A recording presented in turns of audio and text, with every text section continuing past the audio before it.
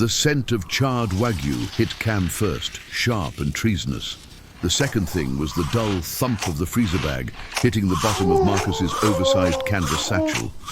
Cam didn't yell. He didn't need to. The polished stainless steel of the industrial kitchen reflected the scene perfectly. Marcos, the Michelin-starred cook, shoving a week's worth of Letitia's premium cuts into his personal bag. Cam moved one step, eliminating the distance. The polished Italian leather of his shoes made no sound on the marble floor. Marcos jumped, spinning from the island.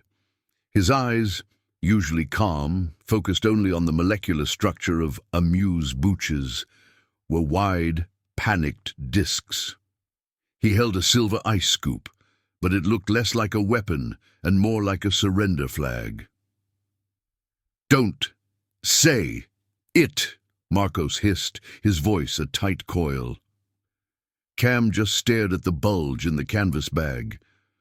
The Wagyu T-bones were vacuum-sealed, perfectly marbled. Each one cost more than a month of the cook's actual salary. "It's hers, Marcos," Cam said, the accusation flat and cold. "It's Letitia's medical allowance, high-fat, zero-carb protocol." Marcos dropped the scoop. The sound was too loud in the silent, hyper-sanitized kitchen. Letitia, the bread baby, the millionaire baby who eats only dry, artisanal sourdough. He laughed, a strangled manic sound that died quickly. "That baby doesn't need T-bones, Cam. She needs fiber." "And the doctor's orders," Cam insisted, stepping closer. "She is the sole heir to the Thorne fortune. Her health is your contract. Her health is my job. Her father is a psychopath who dictates the caloric intake of a 10-month-old from a secure satellite phone," Marcos shot back, desperation making him brave. "He starves her with his absurd experimental diets. The baby is failing to thrive. She is a walking pale ghost. She is worth $8 billion. She is doing fine." Cam lunged, not for Marcos, but for the satchel. Marcos reacted instantly, years of working with sharp knives giving him unnatural speed. He yanked the bag back and slammed his elbow into Cam's solar plexus. The air rushed out of Cam's lungs. He stumbled, catching himself on the edge of the granite counter. "You don't understand, Cam," Marcos pleaded, backing towards the service door. "It's not for me. My sister, the medical bills. They cut her off. This is collateral. A week of T-bones buys her another month of chemo." "You want sympathy?" Cam gasped, regaining his breath. The pain was secondary. Failure was the enemy. "The Thorne Empire has a foundation. You apply. You don't steal from the air. The foundation takes 6 weeks and 8 signatures. My sister has 6 days. Cam straightened, eyes locked on the satchel. "Put the bag down." Marcos shook his head. "I can't. I won't." This time Cam didn't lunge for the bag. He went for the man. He tackled Marcos low, driving his shoulder into the cook's waist. They crashed into the stainless steel refrigeration unit. A loud clang echoed through the massive room. The canvas satchel flew free, skidding across the highly polished floor, scattering its contents. 2 Wagyu T-bones slid out, perfectly sealed in their plastic wrappers, coming to rest near the digital monitoring station. But it wasn't just steak. A smaller, silver object rolled out. A data chip. Not a memory card for a camera, but a secure, military-grade storage device. Marcos scrambled, ignoring the stakes. He crawled towards the chip. "No! Leave it! That's not mine! You didn't see that!" Cam saw it. He beat Marcos by a fraction of a second, slapping his hand down over the chip. It was cold and smooth against his palm. "Steak is one thing, Marcos," Cam said, pinning the cook with his weight. "Petty theft, a termination. This—" He lifted his hand slightly, revealing the chrome chip. "This is espionage. What is this, Marcos? What did you agree to do for this so-called chemo money?" Marcos didn't struggle anymore. He went limp, defeated. It was the only way. A simple swap. The chip for the money. They told me it was just a backup of a wine cellar inventory. "Nobody uses this level of encryption for wine inventory," Cam scoffed. sliding the chip into the secure pocket of his tactical vest. Before Cam could press the internal panic button, the main kitchen monitors flickered to life. The full 360-degree feed of the estate appeared. Elias Thorne, Letitia's father, was on the private jet screen. He was talking into a sat phone, his face rigid. "The flight is diverted, landing in 18 minutes. I want the estate sanitized. Tell the staff I'm here for the audit." Elias's voice boomed, digitally enhanced and devoid of warmth. 18 minutes. Cam looked from the panicked cook to the scattered T-bones to the monitor. Thorne was arriving for an audit. He would see the missing steak and the disheveled cook instantly. The theft would be revealed. The chip would be exposed. "Get up," Cam ordered, dragging Marcos to his feet. "Get this place clean. You have 18 minutes to make this look like a bad dream. Or you will be explaining the bread baby's missing medical rations to Elias Thorne."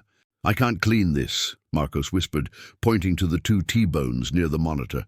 "I can't put those back in the freezer. He logs everything. It will show up as an unauthorized return." "Then we cook them," Cam decided, pulling Marcos toward the stove. "We cook them fast and we dispose of them. Now, fire up the grill, maximum heat. The smell, Cam? The entire wing will smell of high-grade forbidden Wagyu." "Odor is better than a paper trail," Cam argued, shoving Marcos towards the industrial range. He grabbed the T-bones. "Get this on the fire. Don't worry about the cook. Just burn them. Make them charcoal." As Marcos hesitantly placed the valuable steaks on the searing hot grill, Cam walked quickly to the monitoring station. He pulled up the live feed of the nursery, the contrast a slap to the face. Letitia Thorne, the tiny heir, was sitting on a Persian rug, wearing a tiny silk dress. The crib rails were inlaid with actual diamond dust.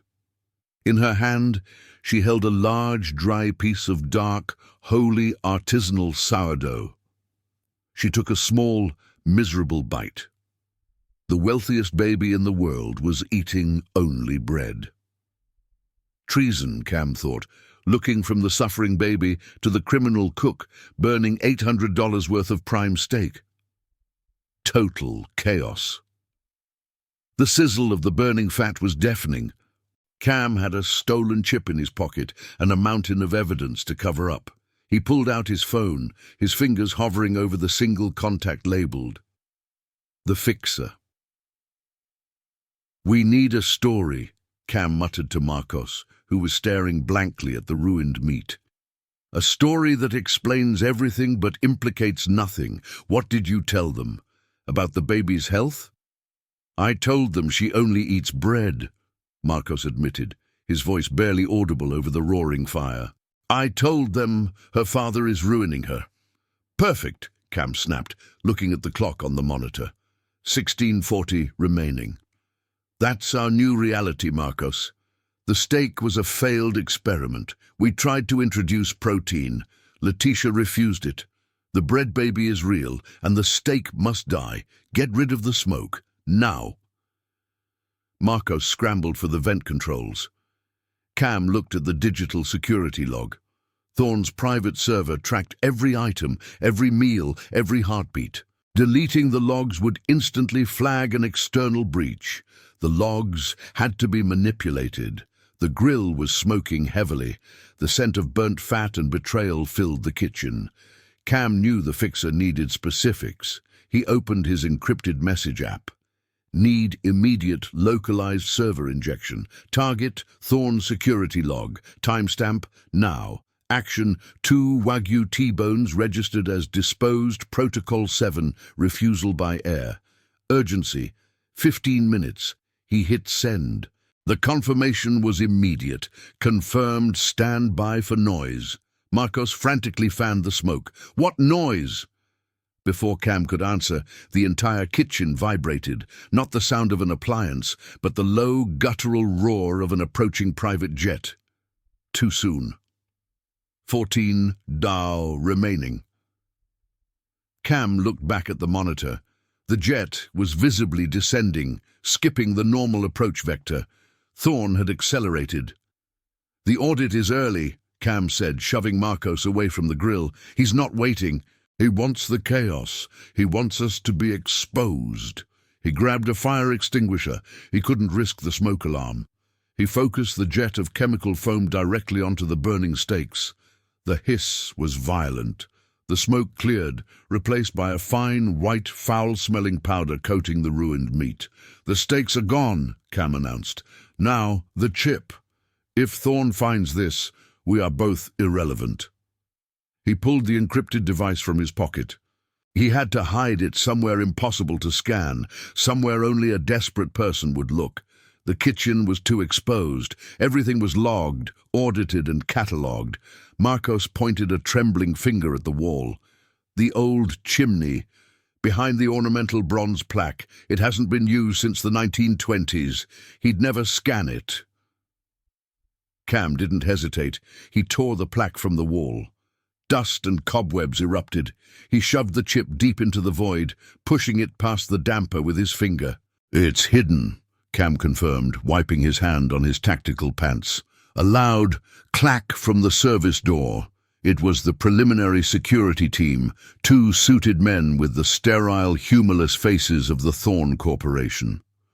"Mr. Cam," the leader said, his eyes scanning the room. "Mr. Thorne has landed. He is here now. He asked to see the cook immediately. He wants to discuss the heir's current diet."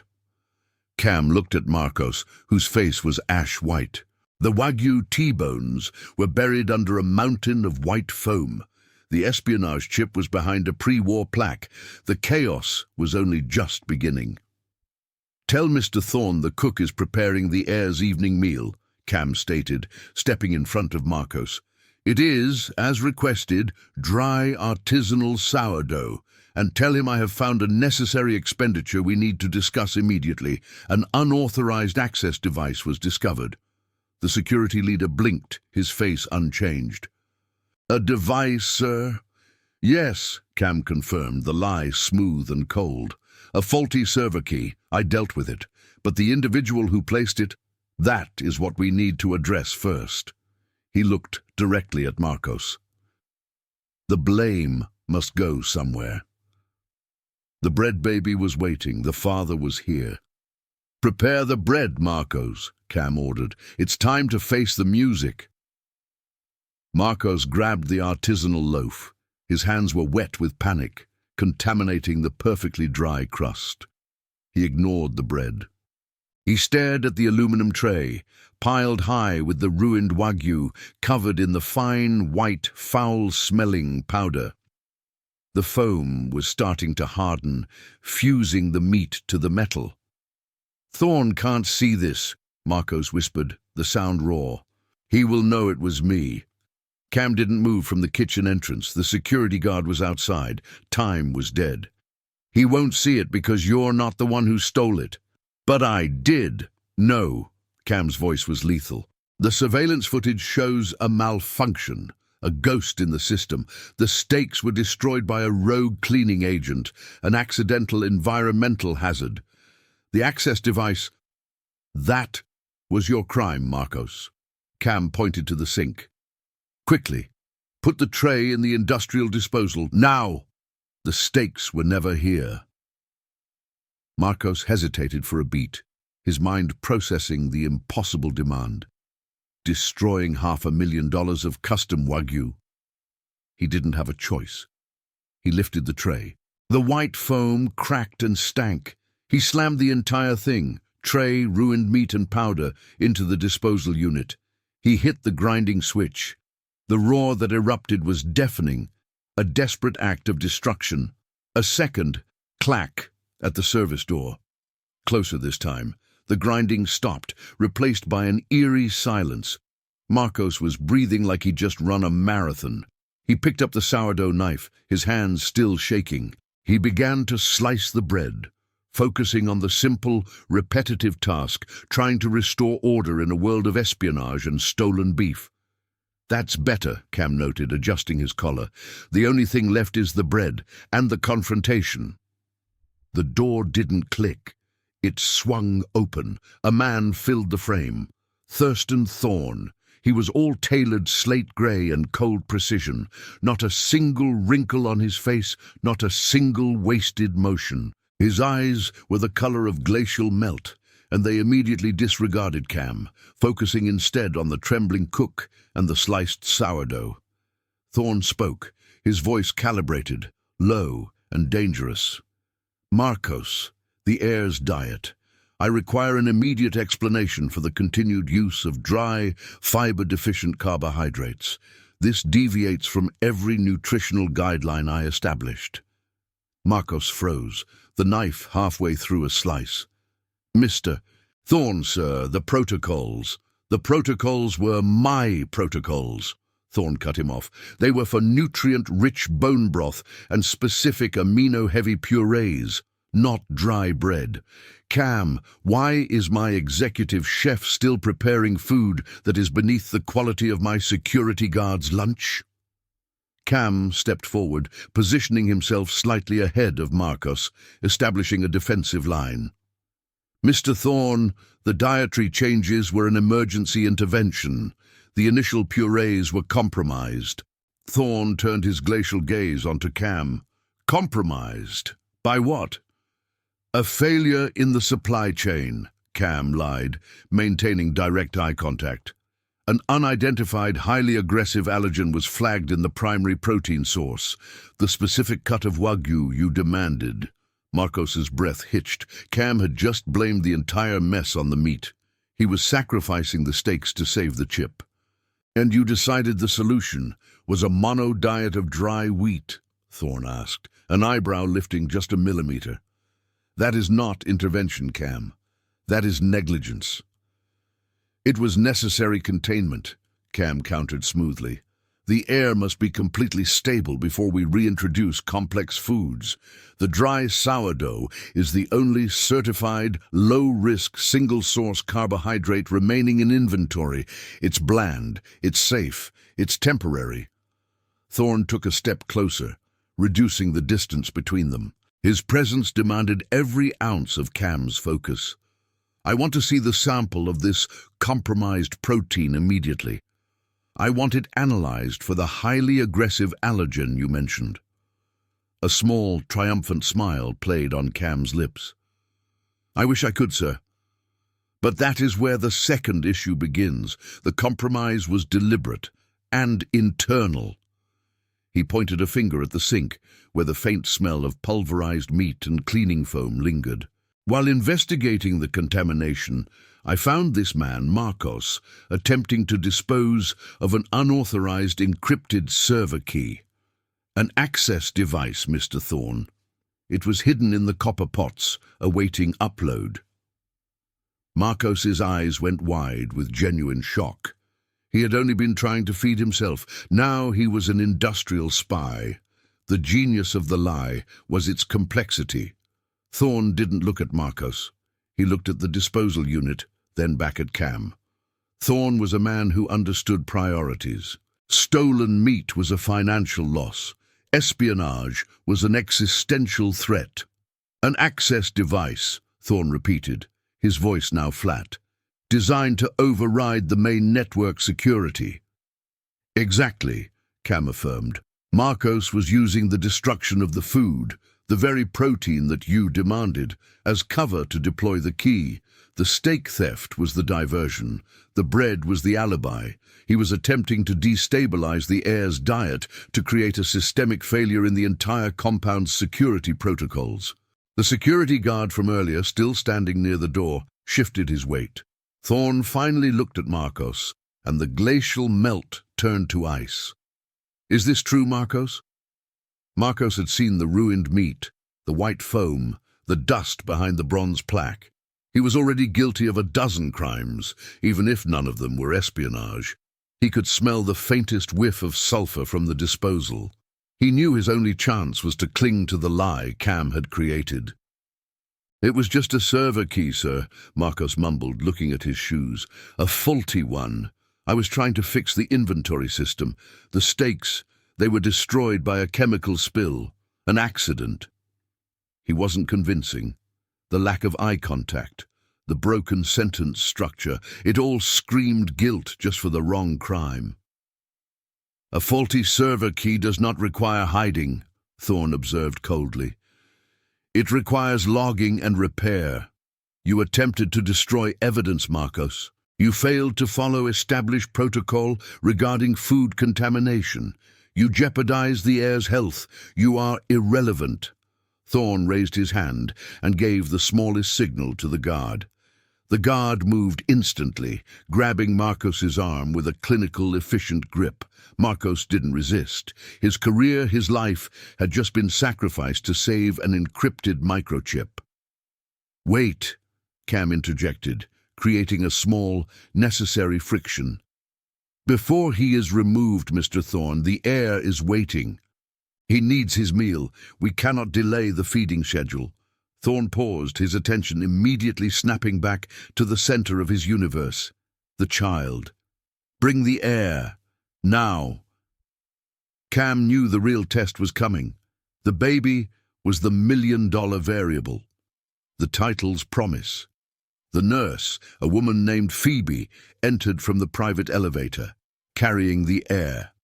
The child was small, pale, and wrapped tightly in a blanket the color of expensive cashmere. The child was not an infant but a toddler, barely 2 years old, with eyes that held the same unsettling intelligence as Thorne's.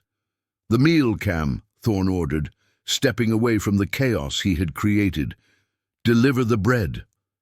Cam took the sliced sourdough, placing a few pieces on the child's silver tray.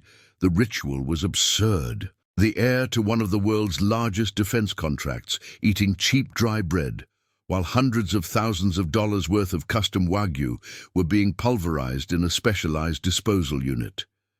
The toddler, the heir, looked at the bread. He didn't smile. He didn't cry. He simply reached out a small, pale hand, picked up a slice, and placed it directly into his mouth. He chewed slowly, deliberately, the dry crust resisting his small jaws. Thorne watched the process, his face a mask of detached concern. "The digestion is slow. This is not optimal, but it is stable. You ensured stability, Cam. That is noted." The heir finished the first slice and looked up at Cam, extending his hand for another. "I need to discuss the unauthorized access key in detail, sir," Cam said, pressing his advantage while the child was occupied. "I suspect Marcos was merely the point of contact. This goes deeper. We need to secure the entire compound, starting with the areas he contaminated." Thorne took the child from Phoebe, holding him tight. He was focused on the biggest threat now, the invisible one, the espionage, the chip. "Begin the lockdown," Thorne commanded, not looking at Cam, his eyes fixed on his heir chewing the dry bread. A forensic sweep of the copper pot area and the entire preparation space. "I want every millimeter scanned. Find the source of the unauthorized access. We will start with the lowest level of security breach and work our way up." "Understood, sir," Cam replied, knowing that the sweep would immediately catch the lie about the server key and the copper pots. But it wouldn't catch the real threat. He looked at the ornamental bronze plaque on the chimney, still slightly ajar, the dust motes dancing in the light. The chip was deep inside, pushed past the damper, protected by a century of soot and a layer of pre-war steel. The lowest level of security breach would only confirm Marcus's fabricated guilt. The highest level, the chip, was protected by Cam's quick hands and Thorne's predictable tunnel vision. Cam had won the battle. Marcos was gone. The meat was sludge, and the focus was on the wrong crime. He had survived the first contact. "I will personally oversee the security sweep, Mr. Thorne," Cam concluded. "The bread is working. The threat is contained, but we must be faster than they are." The heir finished the last piece of dry sourdough, a tiny crumb resting on his chin.